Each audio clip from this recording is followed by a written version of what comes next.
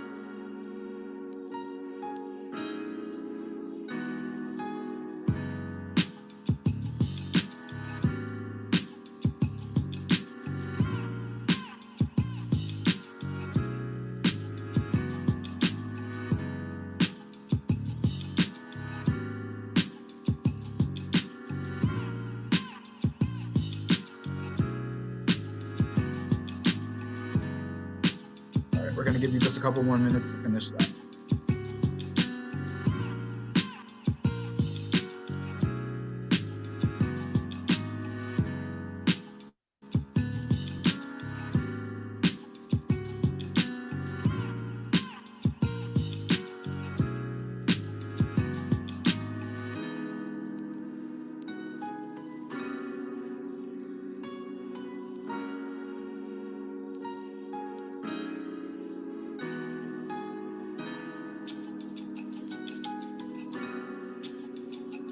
All right, so we're going to go ahead and end that poll, and then I'm going to go ahead and share the results.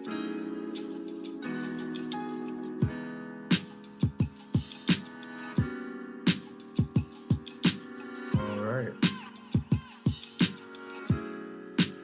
So this is awesome. So most of us are somewhat familiar, but have heard about it through the news.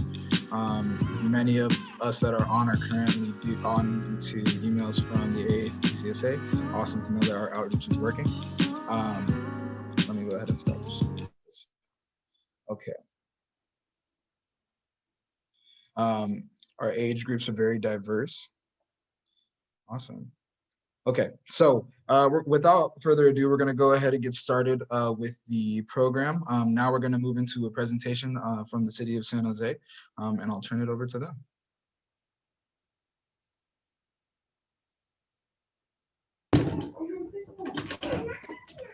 So you're going to screen share the slideshow, right? Okay. Yeah. The daughter left just in time. That was a close call. I was like, I'm going to do this with her on my back or not. So I apologize if you hear any children screaming in the background, but such is life these days, right? Awesome. Thank you. So my name is Lori Severino. I'm the Diridon Program Manager for the City of San Jose. And so tonight we wanted to provide you an overview of the plans affecting the Diridon Station area and the big projects underway there. So we'll cover the project basics and the process, and wrap up with some upcoming meetings and opportunities to get involved. And there'll be lots of opportunities also for you to ask questions and share your thoughts. And so we really appreciate you joining us tonight and hope that you've learned a lot. And yeah, so next slide. Also with me tonight, we have Eric Eidlin from the Department of Transportation, Jackie Morales-Ferran with the Housing Department, Tim Rude with the Planning Division. I believe Nancy Klein will be joining us with Economic Development. I can't see all the faces on quite yet. And Larissa Sandifer with the Parks Department. And we also have Dave Javid with our consulting team, who's been helping us with the engagement for a few years now. And we have some Google reps here tonight too. So next slide. Oops. So this is a map of the Diridon Station Area. It's kind of hard to see on the slide, but hopefully you can tell that the Diridon Station Area is outlined in orange, and it covers the west side of downtown, so west of State Route 87. And in green is Google's proposed Downtown West mixed-use project planning area there. And in yellow, we're showing you some other projects that are underway. So there's a lot of activity going on there in terms of proposed construction projects beyond just the Google's proposal. And the blue dot there is indicating where the Diridon Station itself is. And so we have partnered with our transit agencies to start developing plans for the expansion and redesign. So you'll hear a little bit about that work tonight. And we also are working on a downtown transportation plan to cover the broad area and think through the transportation network for that. So next slide. So the city adopted the Diridon Station Area Plan in 2014 after a few years of community engagement, and came up with a lot of objectives, but this encompasses the main vision for the area. To have a wide mix of buildings and amenities, really make it an extension of downtown and an interesting neighborhood and regional destination with lots of public spaces and quality parks and trail connections, and to make it easy to get around by all modes, especially by foot, bike and transit. And the area should be welcoming to all. It should be designed to be inclusive. So the next slide. So the 2014 plan was centered around having a Major League Baseball team in addition to supporting the arena and the transit station. And so the plans for the Major League ballpark fell through. But in 2017, Google came to the city expressing interest to develop a big part of the Diridon Station area. So that triggered us to launch a big engagement process in 2018. And we established the Diridon Station Area Advisory Group and completed a public engagement process that basically updated the vision for the Diridon area. It reaffirmed the core values, but also added more nuance for today's times. And so that resulted in a memorandum of understanding with Google that has set the stage for their proposal moving forward. And in 2019, we focused on the station itself with the Diridon Integrated Station Concept Plan. And Google and the city continue to get input to inform their application for development, which they ended up submitting in fall of 2019. Around that time, the city also began work to update the Diridon Station Area plan so that we could reflect the changes coming down the pipeline. And so spring 2020, which was a long year ago, we shared some draft thinking for the update to the Diridon Station Area plan. And we did an online survey that included asking questions about potential community benefits related to the Google project and other investments in the area. And so just last fall was a big milestone for all of this because Google submitted updated information, which included design standards and guidelines for their project, the environmental impact report, and then the city released the draft amendments to the station area plan and also prepared a draft affordable housing implementation plan for the area. So these are the three big projects going on right now. And last fall, there was a lot of draft plans that we released to get feedback on. So next slide. So since, those three projects I should mention also are targeting to go to City Council for consideration this spring. So we are coming towards the end of this phase of work by taking those projects through the public hearing process. And so we're taking in all the input that we heard and are making final changes to these projects and preparing our staff recommendations to go through that process. And so since 2018, we've conducted a lot of meetings, done some online surveys, and just been talking to people at various events. And that community input has really been central to our projects and really helped shape them. So next slide. So I'm going to turn it over now to Eric to talk about some of the transportation elements of the plans. Great, thanks, Lori. Yeah, I'm Eric. I'm the station planning manager for the city. I'm going to talk quickly about this effort, the integrated station concept plan. So it's our effort to redesign the station. Really, what's attracting a lot of the private development here, including Google, is the wealth of transportation options. So this planning effort's really, its primary aim is to bring together all of these modes, especially the high capacity transit modes, in a way that makes it really convenient to use them, and also to make a new station that is really an asset to the city and integrated with the urban fabric. More recently, we've focused a lot on some engineering work, how we're going to get a lot more trains into and out of the station. That's been a lot of the recent focus. And just to emphasize that this is not part of the Downtown West project itself. It may come later. The funding is still is not fully lined up, but it's a very long-term effort that requires a lot of hard thinking and long-term thinking about our future transportation needs. Next slide, please. And the next slide shows you what in the draft Diridon Station Area Plan amendment our street network as we're proposing it. If you're familiar with the general plan, it's not that different from what was in the 2010 general plan, but with some important updates. Because of that effort I just mentioned to you, the station, we're proposing to elevate the tracks. So the station right now is at the ground level. We're elevating that to improve street connections so that the station isn't a divider across between the neighborhoods east-west. And then, of course, the Downtown West project proposes a number of changes to the street grid in the immediate station area that are also reflected in this graphic. Okay, with that, I think I turn it over to Tim. Is that right, or is it Larissa, I believe? Next slide. Well, no. Yeah, it's me. I think it's Tim, yeah. Thanks. Hi, everyone. Tim Rood, Planning Division Manager. Happy to be with you here tonight. So what's new in the amended Diridon Station Area Plan? Well, first, it reflects Google's Downtown West development proposal, and it also includes a greater mix of uses and flexibility for either housing or employment on some sites.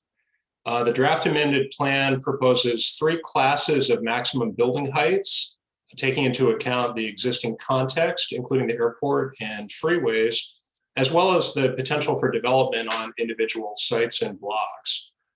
So the map on the right shows areas in blue where buildings could go up to the FAA maximum height limits, similar to the rest of downtown. And then mid-rise areas in pink and transitional lower-rise areas in orange.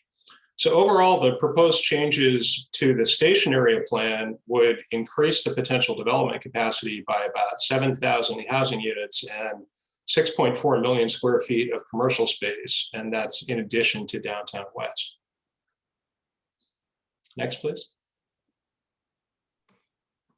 Hi, everyone. My name is Larissa Sandifer. I'm an acting planner 1 with the Department of Parks, Recreation, and Neighborhood Services.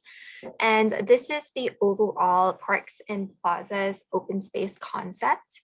So the idea is, as when you leave Diridon Station, you'll be surrounded by hardscaped urban plazas that have a flexible amount of uses.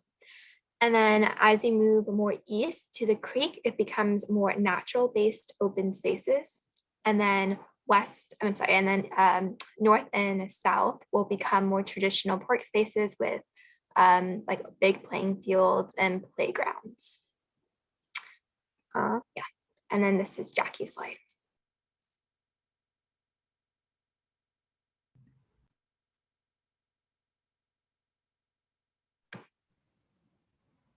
I'm sorry, I've been on my computer since 7 a.m. and it's now deciding to revolt against me. So hi again. Looking at the city's 3P approach. So what we've always been known for in housing has been our ability to fund new construction and to facilitate as much production in the affordable side as possible with financial support. So the plan does include an element of it in terms of addressing the need for housing in the city of San Jose to actually construct additional housing, which is so important to the development, and including affordable housing with a wide range of incomes. But what's very unique about this plan that makes it different than what we've ever done before is we now recognize that we need to do more, especially with the development of this size. And it includes providing protection to our existing vulnerable residents that are residing in and near the area, and then also trying to preserve as much of the affordable housing and nearly affordable housing that's already in the area. So we have a bold vision to try to achieve all 3 of these goals or approaches. Next slide.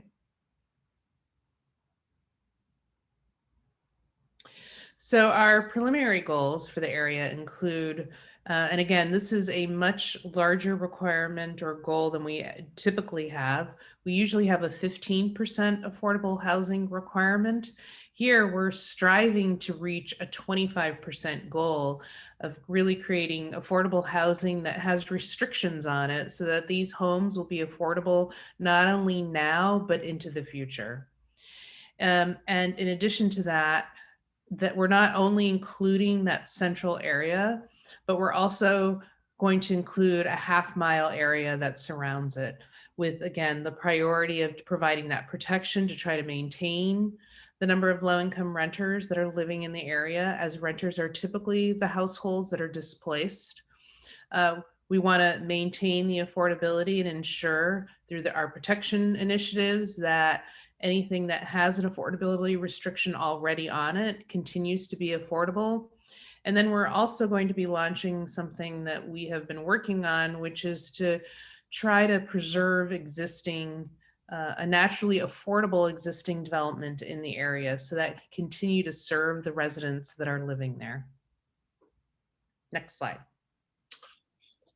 So at the heart of the Diridon Station area lies Google's proposed Downtown West project, which is almost a mile long from north to south, extending along the railroad tracks, and covers approximately 80 acres. The development program for the Google project includes about 4,000 housing units, up to 7.3 million square feet of office, up to 500,000 square feet of active uses, including retail, 15 acres of open space, and plans for transportation and infrastructure. Next. And the vision for the area is really, for the whole Diridon Station area, is one that is welcoming to all, that is connected to nature and history and heritage, and that has active uses at the ground floor, creating an inviting and walkable environment. These images are taken from a video that Google put together on its design standards and guidelines, which build on the city's downtown design standards and guidelines with additional guidance for the Google project itself. Next.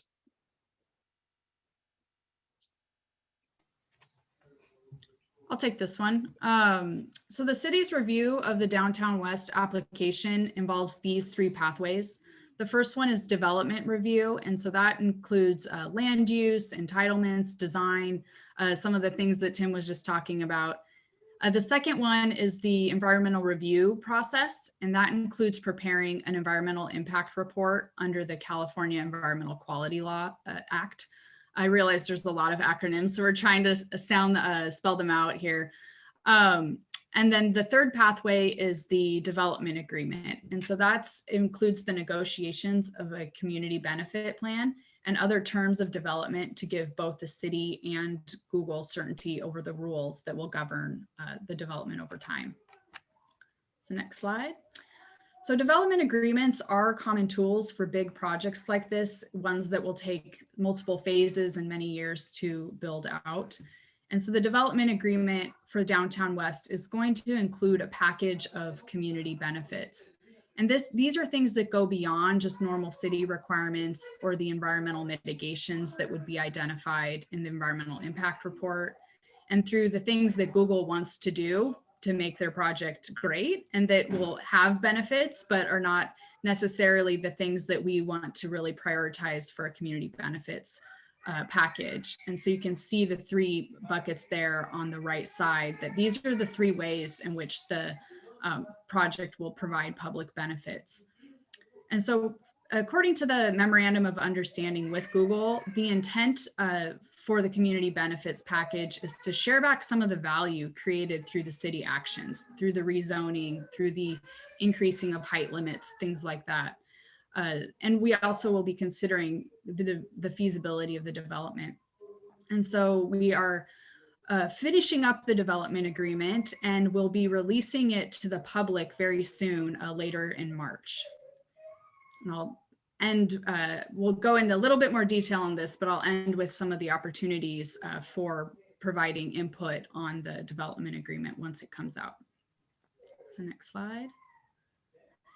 So these are the top three topic areas that City Council directed staff to prioritize when developing the community benefits plan. And these are reflected in the Memorandum of Understanding with Google, and they're based on all of the engagement we did in 2018. And with all the engagement that we've done since then, these have continued to be the top priorities. And it's really reinforced that people need affordable housing options. They need prevention and community stabilization to prevent displacement, and opportunities for education and job training and employment. So this is, now more than ever, COVID has really exacerbated things like this. These were top priorities before, and it's definitely true today. And so the next slide gives you a sense of some of the potential housing strategies that could be funded through the community benefits package that we're finishing up. And so I'll turn it back to Jackie so she can elaborate on some of these strategies. Great. So, whoa, we jumped. We have to go back one slide. So in terms of the opportunities for additional funding from the Community Benefit Fund, so an example would be, we're going to be, the goal is to build 25% affordable housing, but one potential use of the fund could be to lower the income levels or the income targets so that we could provide much deeper affordability.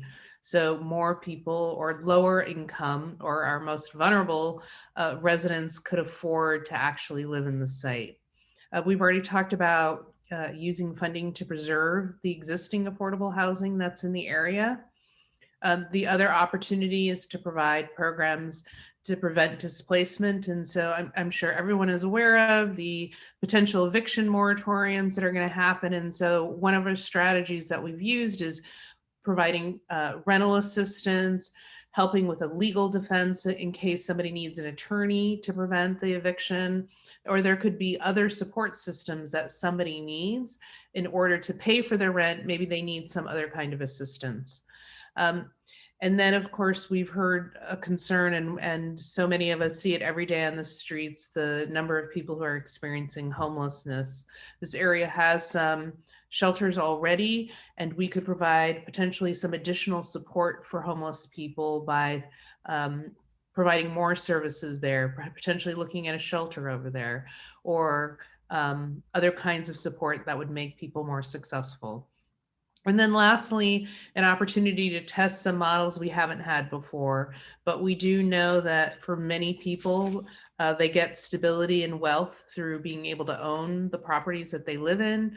And so we're looking at models of a community land trust that allows instead of owning the home by yourself, you actually own it with your neighbors. And that's true with co-ops or and another thing is we could try a rent to own model. So we're very open in terms of trying potential models or innovations to create opportunities for people to have real stability where they actually own a piece of the property as well. Next slide.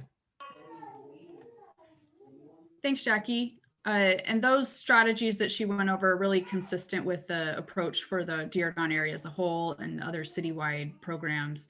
And so in terms of the economic opportunity programs that we're looking at, it really runs the gamut based on programs for adults and back down to early childhood and in between. So job training for career pathways in construction and in information technology sectors that have career pathways into good paying jobs.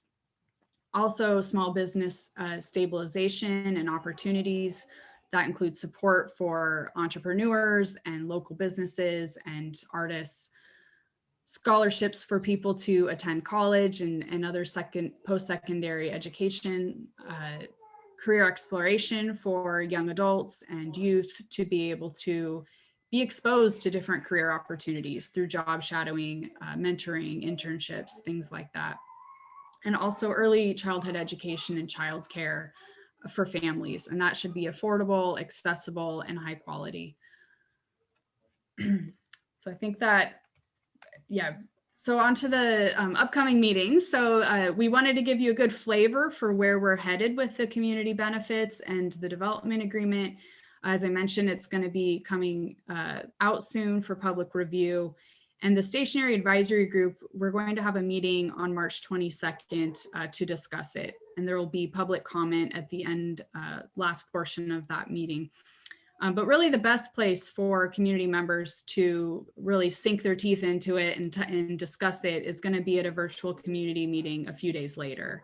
And so that's scheduled for Saturday, March 27th at 10 a.m. And so there'll be a similar sharing of information through a presentation, but with breakout rooms to be providing feedback. And so we're partnering with the African American Community Service Agency and Somos Mayfair and other partners that we've provided grants to help us with outreach and engagement. And so they'll be helping out at that community meeting on the 27th. And then on Monday, there's an event coming up focused on transportation. So that's also virtual at 6 o'clock. And on the next slide is our wrap up for where you can learn more at diridonsj.org. So that's where we have all the detailed information about upcoming events. There's recorded presentations, the plans themselves, and you can sign up for email updates if you aren't already getting those.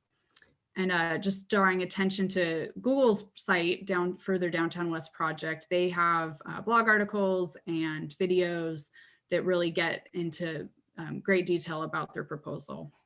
And so my email's there at the bottom. If you have any follow-up questions for any of the project team members, you can shoot them over to me and I'll pass them along, and we will put any comments you send also into the package of all the feedback that we're getting. So thank you. I think we'll open it up to Q&A, right? All right. Okay. So now we're going to go ahead and move into our Q&A portion of the evening. So what we're going to do is we're going to go ahead and based on the individuals who have shared first in the chat, we'll go through that list first. And then for the rest of the individuals who plan on asking questions, if you could please raise your hand so that I can go ahead, give you the ability to unmute and then ask your question to our panel in our group. So first we're going to start with Wilbur Jackson, and I'll go ahead and share that ability with you now.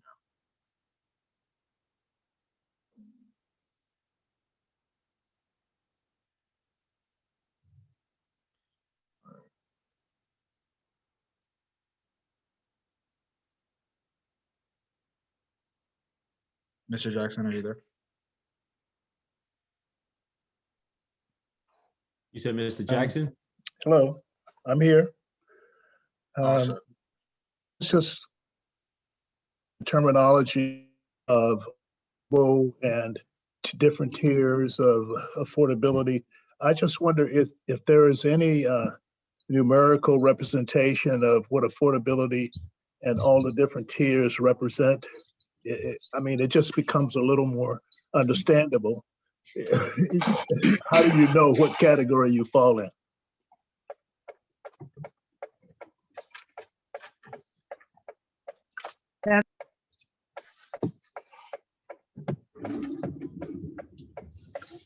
Oh, try unmuting again, Jackie, sorry. Okay, am I coming through clearly? Yeah, no, that was me. I'm having those terrible problems with my computer, and I really apologize. Oh, What I said was, okay.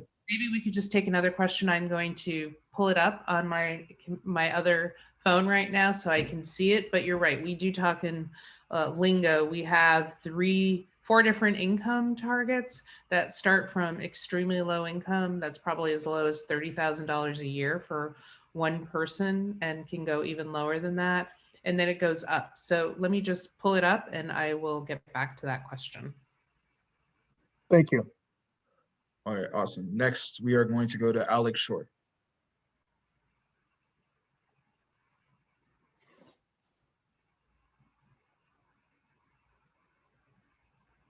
All right, I don't see Alex on, so I'll go ahead and ask Alex's question currently to the group, and then I'll let you all respond to his question.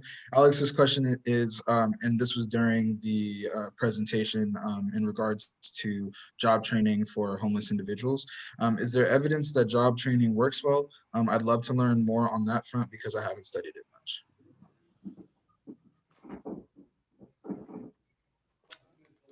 I can try to take that. I'm definitely not an expert in this at all, but I will say that for all of the programs that we are looking to, be a part of the community benefits and investments, measuring success and outcomes is a key part of that. We do want to monitor for effectiveness, and in the Office of Economic Development, there are a lot of job training programs, and I don't have statistics off the top of my head, but I know that monitoring for success is an important part of that, and that the ones that San Jose invests in do show good outcomes in general. But we can provide more specifics. I can definitely dig into that more. Thank you. Okay. Jackie, and I can come back to my question to give that range. So the range would be, for example, for a 1-bedroom, the rents would be $424. No, I'm sorry. For a 1-bedroom, it would be as low as $424 a month, and it could go as high as $2,800 a month. And if you multiply those number by 3, those are the income levels that we're targeting. So somebody earning as little as about $17,000 a year to someone who's earning close to $99,000 a year. And that's for an individual. For a family of 3, it's $21,000 to $127,000 a year. Thank you. Thank you. Okay, so now we're going to go to, I believe this is an initials, MJD.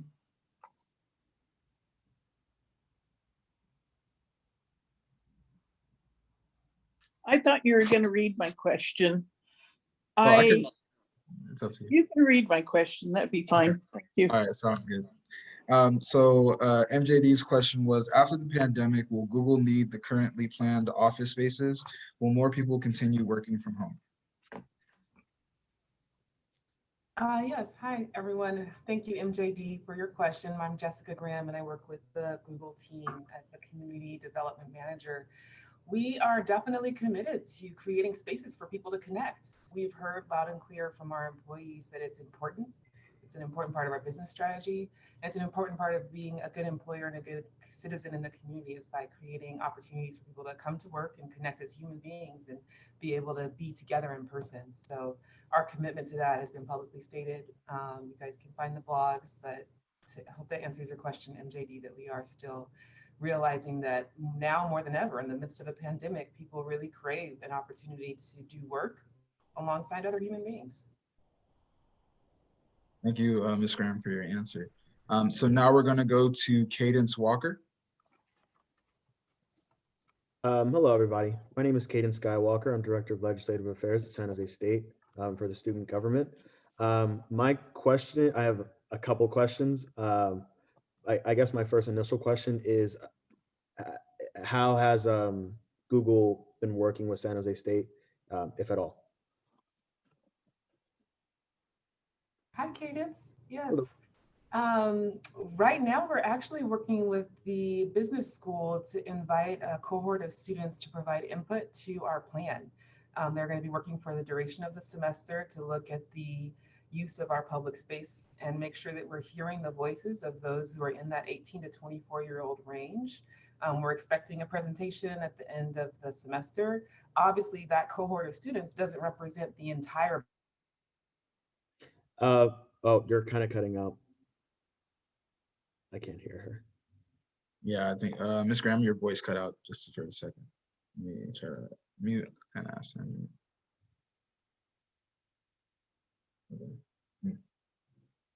Can you guys hear me? Yeah, we can hear you. You just came back. You cut out at the business school doesn't represent the entire school. The entire school, yes. So I'm sorry if my internet shorted out. I was just saying, Cadence, if you have ideas on ways we can work with other members of the community, to broad community, we'd love to hear your thoughts and make sure that we can do that. Absolutely. Yeah, AS is technically the voice of, supposed to be the advocacy voice for like the entire student body. I definitely would like for AS to be a part of this conversation. So I guess I'll take down who's ever email, if not multiple emails, if you guys could put it in the chat. My next question would be, has there been like a impact study or survey done for for people who might be affected, undeniably, obviously, of this campus? I'll defer to the city for that first response. Okay. Thank you. So you kind of talked about how you're working with the business school right now. Additionally, in the presentation, I heard that it was also being considered for like information technologies. I just want to make sure that there are a lot of opportunities in Google. I've had friends who was a policy analyst for Google. So I'd love to see internship opportunities for students also in the social sciences and for things like that as well. Absolutely. Cadence, please email me at downtownwest@google.com. I think we'd love to hear more about these ideas. You're surfacing a great opportunity, and I think one of the things that we're hoping to release later this spring is additional detail around workforce training programs, being able to make sure that there is an inclusive way for people to hear about opportunities to train and educate themselves and prepare for roles, both with Google and the broader network of the tech industry. Awesome. Thank you so much. Next, we are going to go to Walter Wilson. Good evening. Thank you for allowing me to speak. I'm Walter Wilson. I'm with the Minority Business Consortium, and we're the DBE consultant for the BART BSV Phase 2. We're also members of the Station Area Advisory Group, and I am the project manager for the African American Cultural Center project. And I want to say this. I want to thank the city for doing such a great job of reaching out to two of the most trusted community-based organizations in the city of San Jose, the African American Community Service Agency, one of the oldest in the city, and Somos Mayfair as well. These are two of the most trusted, respected organizations on the grassroots level in the county of Santa Clara. So I just want to say that first and foremost. But I have a question. These community benefits, what is the total value, dollar value of these community benefits? And beyond just bringing it to the Station Area Advisory Group and having Somos Mayfair and African American Center as presenters, how will other people, other organizations, other agencies, other individuals, other stakeholders be able to get involved in the decision-making process of allocating those funds? Thank you. So the community benefits value and all the details will be part of the development agreement that will be released later this month. So we're still finishing that up, but that information will become public pretty soon. I'm glad you mentioned other opportunities, because I didn't put on the slide, but I meant to, is that we will have other ways, online ways to provide feedback. So it'll be either a survey or feedback form. So for people that can't make it to one of those two meetings, people can submit comments that way. And just to clarify too, the March 27th meeting, that is a meeting that the city will host, and that Somos and African American Community Service Agency will facilitate the breakout discussions along with other support that we'll get for that meeting. So it will be a big meeting. There aren't a lot of other meetings specifically around this topic. Those are the big two. But we are going to be all ears listening, and hope to, get written comments, and we're open to talk to other community groups this month. And so we want to hear from everyone. And so open to suggestions on how to do that. So thank you. Great start. Thank you so much. Thank you. Great start. All right. And next we had Blair Beekman.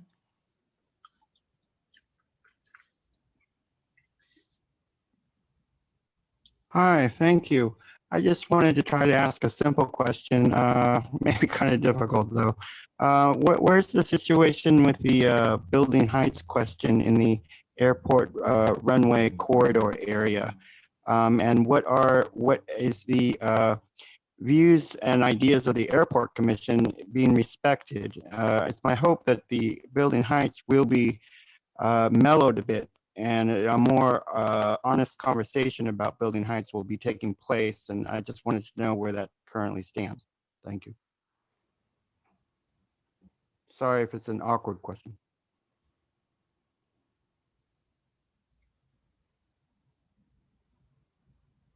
Tim, do you want to try to take that one? Sure. Both the Google project and the amended Diridon Station Area plan have been taken to the county's Airport Land Use Commission for input. And that input will be brought to the City Council to consider when they're considering the overall approvals. There is an override process that is available to the council by a 2/3 majority to adopt building heights that are consistent with an FAA determination of no hazard from the Federal Aeronautics Administration. So that has been the city's practice. Thank you, Mr. Rude. Our next question is going to come from Shelley Floyd Jr. Hi.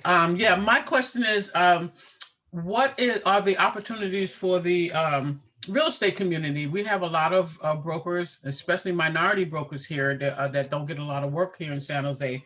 And so how do you intend to use outside brokers, or is there going to be a preference to use inside brokers, resident brokers for some of the dealings that you're going to have with the properties that you're going to be acquiring? Thank you.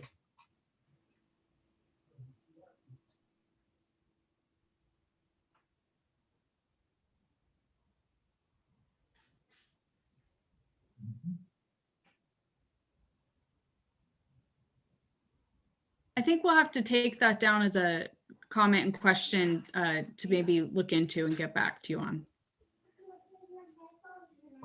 Unless Jackie or Tim have any insight on that, sorry. Yeah, on the affordable housing side, most of our work is going to be focusing on rental development. And the city actually has a real estate team that we work with through the Office of Economic Development that handles most of our real estate transactions on our behalf. But we're not at this point, the city on the housing side is not at this point going to acquire land ourselves. Typically, we rely on nonprofits to do that work. All right. Okay. And so we didn't have any more audience questions at the moment. We had a couple of writing questions from earlier that we wanted to go ahead and have answered on air. But if you do have any more questions, feel free to utilize the chat function so that we can go ahead and get those to our group here today. So one of the questions that we had submitted earlier today was, how many new jobs will these developments create in the city of San Jose? And where can residents find more information on those job openings?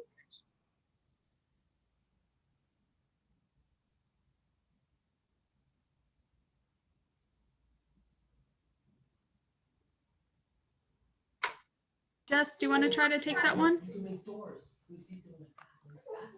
Or Ricardo? Sure, I will speak on the Google front. On the Google front, just from the office development, we're looking at least around 5,700 construction jobs over anywhere from a 10-year to 20-year period, depending on the overall length of time to do the build out. When we think about all the office space that Google would be occupying in the area, that's at least 25,000 employees that would work within the buildings. In terms of the timing, we still have quite a bit of time to still go through to get to city council approvals. After that, depending on any CEQA challenges to the project, it could still take another year to 3 or 4 years to actually get the final approvals to move forward with construction. So the jobs are coming, and there will be intentional posting of jobs as they become available throughout various local publications, including making sure that when we do diverse subcontracting, they get posted to the right types of forums where people can know that they could competitively bid for those projects. Thank you for sharing. Linda Overton Watson had a question, and her question is, will a published process be developed to address racial ethnic equity in the rental units being developed? So this is Jackie again. Yeah, I mean, we are looking at the whole question issue of racial equity and looking to see how the plan ensures that, first of all, the people who are in San Jose and in the area have opportunities to remain in the area is a priority. And then we're also looking to see, when we create partnerships with our nonprofits, we want to ensure that how they advertise and how they select tenants is within all the fair housing requirements, and that when we're doing outreach and information regarding the availability of those new apartments that will be coming online, that we're doing that in a way to ensure that we're reaching out to the community. All right, thank you, Jackie. Okay, so a couple more questions that were sent in today, and then again, if anyone has additional questions, feel free to drop them in the chat. The next question that we had, has research been done on the impacts of corporations like Google assimilating into dense urban areas and what the fiscal impacts are on residents long term?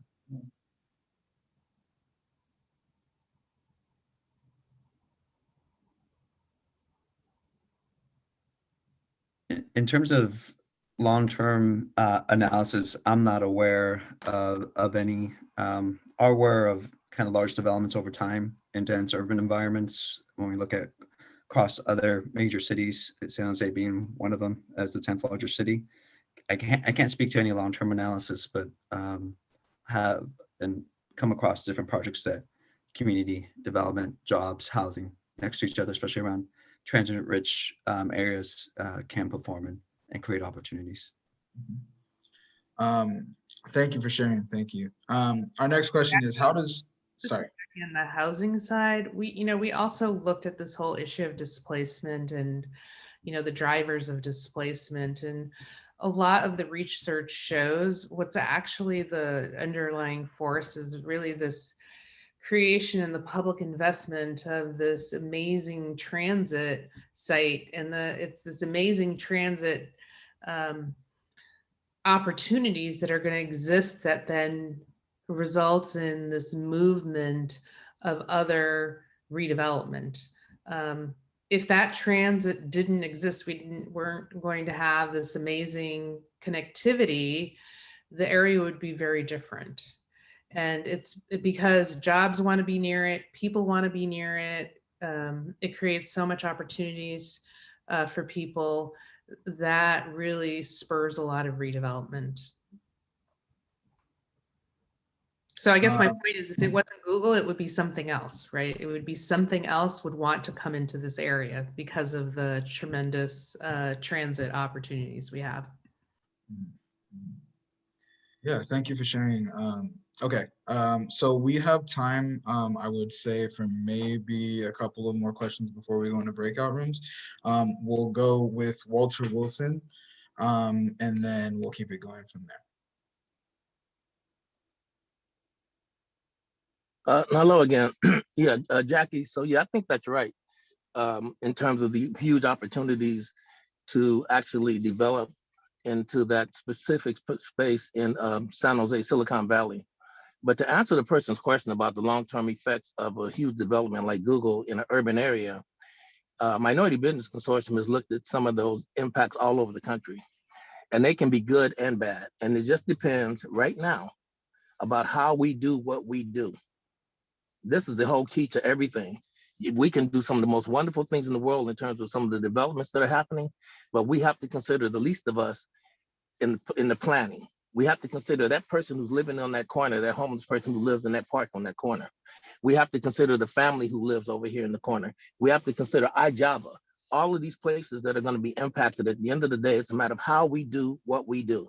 And if we're mindful about it, and I know that from talking to Google and the relationship that we've had with them, they are very concerned about the least of us and how they can mitigate the situation and make sure that when it's all said and done, they become a great neighbor, not a good neighbor, but a great neighbor, and add great value to the city and to those people who are going to be impacted before, during, and after the development. But this is the time right now, this planning time. This is the time when we determine what type of project this is going to be. Thank you. You're absolutely correct. I want to give, we have a couple of more minutes for questions. I want to provide the opportunity for Mr. Soto. Did you have a question?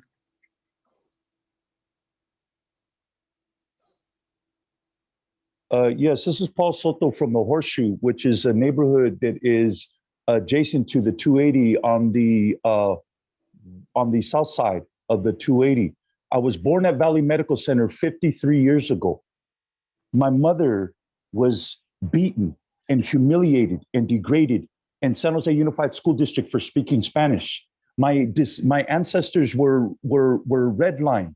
out of Willow Glen and Rose Garden. I have the documentation. It's public record in Santa Clara County Records Office. There was a John Steinbeck in 2 essays that he wrote. One, Starvation Under the Orange Tree. The second one was Dubious Battle in California. Had articulated clearly the suffering that had went on as a result of these redlinings. December 13th, 2019, Dr. Stephen Peaty, who is the author of The Devil in Silicon Valley, came to a city council meeting and articulated clearly the redlining maps that sit right where Google is right now planning. That land has still not been rectified. So it is still resonant with the discriminatory practices that created it. And what I am demanding is that the Chicano voice be at the table. I am a Chicano, which means that historically I have birth records to 1821 in California. My family and father, mother lived in a tent in Sasipuedes, and they picked fruit, and the child labor was exploited at the same time that they were being told to go to school, being slapped in the mouth for speaking Spanish, and then told to stand up and pledge allegiance to a flag that guaranteed them that right to speak. My mother had a constitutionally protected right to speak, not English, but speech. And she was punished for it because she was Mexican. This city has a lot of rectifying and reckoning to do with those historical injustices, and Somos is not going to do it. Somos does not speak for the Chicano community. They do not speak. I, however, speak for my family. That's it. I am not assuming the responsibility of speaking for the Chicano community, but I am Chicano, and I am speaking on behalf of I am a descendant of the people that suffered in that area and that continue to suffer. And to hear Jackie Morales speak and regale us with her fake, fraudulent, charlatan kind of attitude, that is part of the problem. It is not part of the solution. And we really need to get to a point where we can deal with this and deal with this effectively. And so we need the Chicano voice at the table. Where is it? Where is it? That's my question.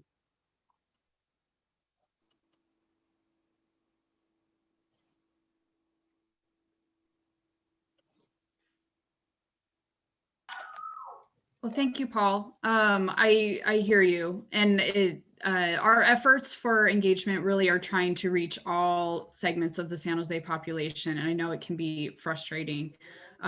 So we did partner, as I mentioned, we offered a grant program for community-based organizations to augment our outreach and try to reach underrepresented populations. And so we didn't have it as a requirement that you need to represent specific groups. It was more in the spirit of trying to just increase participation and voices. So I'm sorry if that you're interpreting it that they're trying to represent a specific group, but it's really just in the spirit of increasing the voices into the whole process. Great. Did we have any additional questions before we move into breakout? And while I do, I just want to add on to that. You know, we appreciate the input from everyone, you know, that attends. And you know, we just want to, as we move forward with our conversation, we want to maintain a respectful dialogue towards all, you know, parts at the table. And so we do appreciate, though, you know, the emphasis on placing all voices at the table. So thank you for sharing, Mr. Soto. Okay, so did we have any additional questions for our group? Cadence? Questions and ideas, and if these were kind of covered already in the presentation, just let me know. Perhaps in part to kind of go off of what Mr. Soto was going about, to really get a good outreach with the with public comment and really taking everything that the community has into consideration. Maybe Google can do a large outreach campaign or advertising in the area. Doing like, obviously it's during COVID, so I want everyone to be safe, but maybe going door to door and maybe leaving like leave behinds and stuff like that to make people aware of upcoming public comment opportunities. Additionally, I was wondering if there might be any kind of child care center for low income families, as a big reason why a lot of families aren't able to go to far off places or go to job opportunities is because they have children that they have to take care of. So they might have to go for jobs that they might not have went to go get if they were able to afford childcare. It also allows for them to pursue other avenues like going for higher education or getting like their GED or something like that. Additionally, I would also like to know if job opportunities for low income people, especially people who maybe only have a high school diploma, if not not even have a high school diploma. I'd also like to see job opportunities for those people as well, or giving some kind of assistance for them to get their GED or things like that. From a Google standpoint, great comments, and I echo Jessica's encouragement. If we can connect, would love to further kind of explore, and you've offered a lot that we would love to kind of sit down and better understand and build on some of the engagement that we've done to date. One of the benefits of Google developing in the area is that we're not just a traditional developer that's going to build something and move on. We want to be part of this community for the long haul, which means that we'll need to continue to be a neighbor, be a fellow citizen, and think about not only opportunities in the short term, but also in the long term. So we'd love to start that dialogue with you and others. Regarding childcare, we are imagining as part of this development to have a childcare, at least one childcare center, that would have kind of a sliding scale so that families from disadvantaged low-income backgrounds could be able to participate and have a place to take their kids. So that is part of our plans. And regarding opportunities, especially opportunities for people with higher barriers to employment, as part of our community benefits package and development agreement that Lori mentioned, you should see some of that language reflected in that work. Yeah, thanks, Ricardo. And I just wanted to add that we have done outreach with Lori and in partnership with the city. And so we continue to look at creative ways to continue to do that this spring, including this session, but not limited to that, the session that Lori mentioned earlier this evening on March 27th, I believe, right, Lori? So that is an example of something that does get noticed and shared with the community. So we'll make sure that you get that so you can share it with your friends at San Jose State Cadence. Okay, so at this moment, I'm going to go ahead. We're going to transition to breakout rooms for the majority and the remainder of our program. We'll come together with about 5 minutes left to go ahead and talk and debrief a little bit from those breakout rooms. Our leaders for each individual breakout room. For room 1 will be Reverend Ray Montgomery with Second Baptist Church. We will be having Cadence Walker facilitate one group, and then myself will go ahead and facilitate the last group.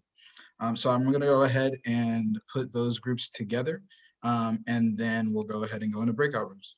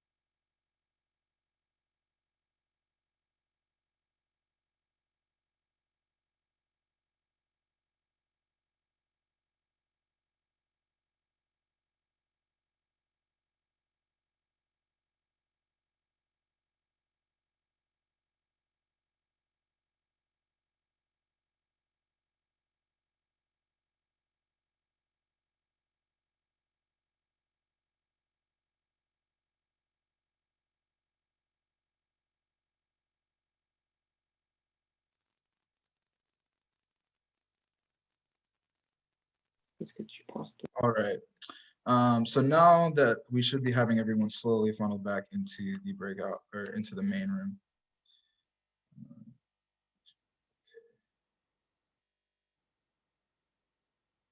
Yeah, they should only have like a 30-second time.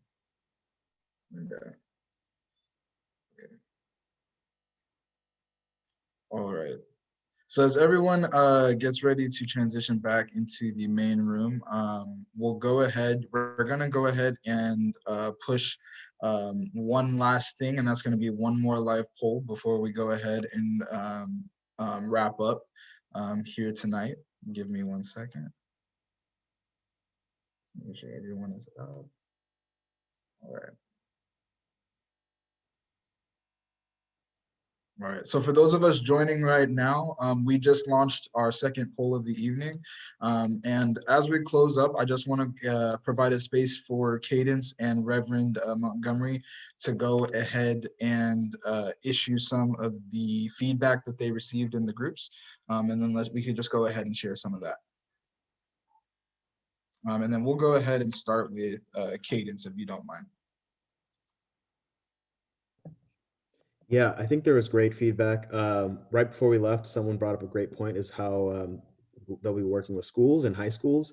Additionally, talking about inequalities and equity and how Google would plan on addressing those things. I'm not sure. I know how it works on like a policy level when it comes to like the federal level, as the affirmative action didn't pass in the last voting section, but I don't know how it really works for private institutions. So I would love to see how that works. Additionally, we kind of talked about making sure that like people's cultures are addressed and adequately accommodated, and make sure they're not suppressed but uplifted and really expressed in the community, and they're not kind of put on the back burner. Mm-hmm. Mm-hmm. Yeah, definitely. Thank you for sharing.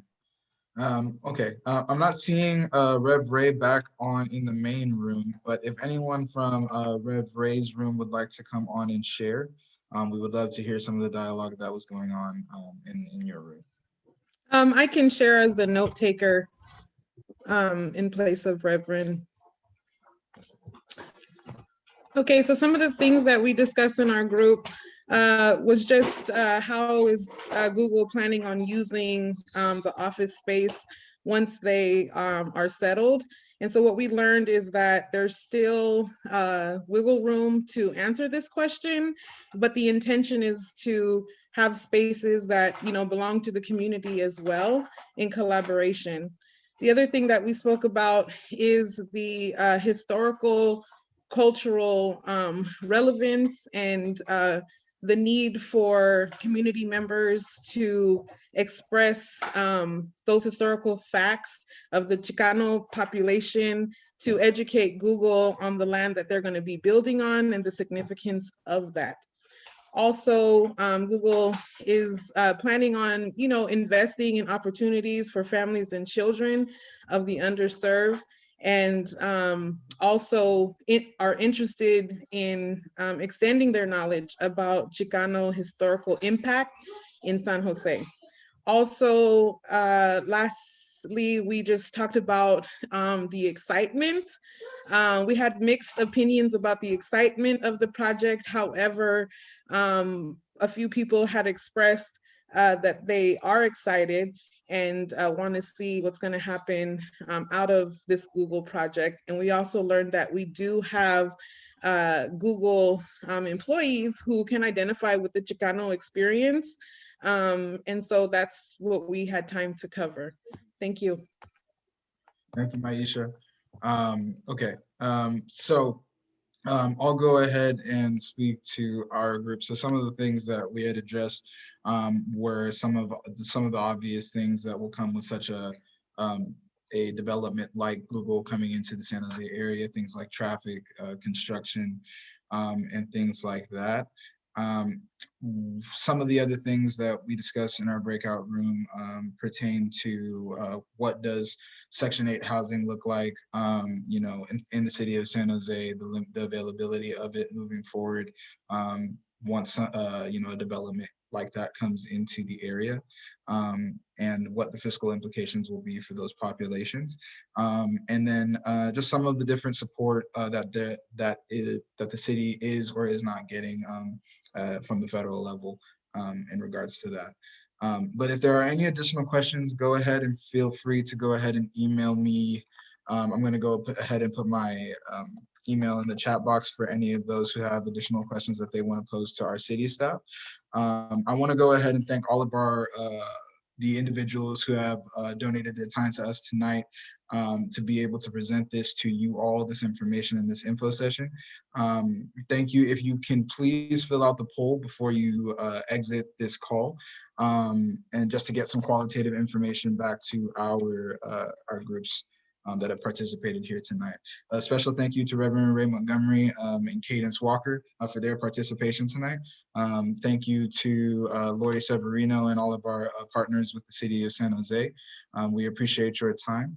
And thank you for offering the space for the community to provide input. We're looking forward to additional you know, ways for the community to have a voice at the table and for everyone to have an equitable voice at the table. And so we look at this as the start to a wonderful, wonderful discussion on what that looks like in the city moving forward. So again, for all of those who have participated, I'm putting my email in the chat for you all to be able to go ahead and email me. But for all of those here in attendance, thank you for joining us and have a wonderful night.